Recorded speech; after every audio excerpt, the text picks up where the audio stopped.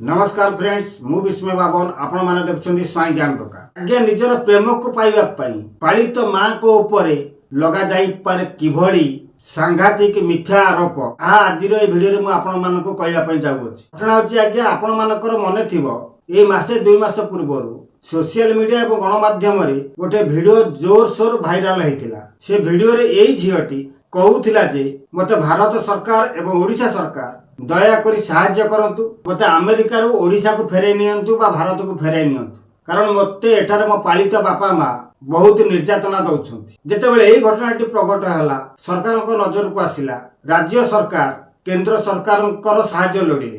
केंद्र सरकार बा भारत सरकार अमेरिका प्रशासन सहित कथावार्ता करी से झियटी को ओडिशा फेरै आनले। यही 2 दिन पूर्व सी झीटी आसिक भुवनेश्वर एयरपोर्ट रे पहुंचला। आउ एयरपोर्ट रे पहुंचबा परे गणमाध्यम कैमेरा सामने से जो बयान देछि ता समस्त को चकित करिछि। भुवनेश्वर एयरपोर्ट रे पहुंचबा परे से झीटी कहला जे 2 मास पूर्व मु जो वीडियो पोस्ट करिकि कहिथिली मो पालित बापा मां मते निर्यातना दउछंती बोली अमेरिका रे सेगुडा सब मिछ थिला। मु ओडिसा रे थिबा समय रे पाठ पढुथिबा समय रे अमेरिका जिबा पूर्वरु चतुर्थ श्रेणी रु अमर बोली नामक गोटे पुओ को भल पाउथिली। 2018 मसीह जेतेबेले मु अमेरिका गली सेठाकर चाली चलनी मते भल लागला नाही। अमर कथा भारी मने पड़िला। ओडिशा को फेरी अमर को बाहा होई घर संसार करी बोली से वीडियो रे मिछ कहि कि मु पोस्ट करथिली। कोहू बोली सांगातिक बयान देथिला ये झियटी तार पालित मां ना रे निज प्रेम को पाइबा पाई ओडिशा रो अमेरिका रे नै कि थैथान करिथिबा पालित बापा मां को ना रे ये झियटी एते बड़ कलंक लगै देला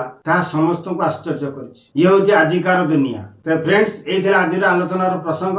ये बाबत रे आपण मानकर मतामत कोन निश्चित भाव कमेंट माध्यम रे जणाइबे। तबे वर्तमान पे रहउछि नमस्कार जय जगन्नाथ।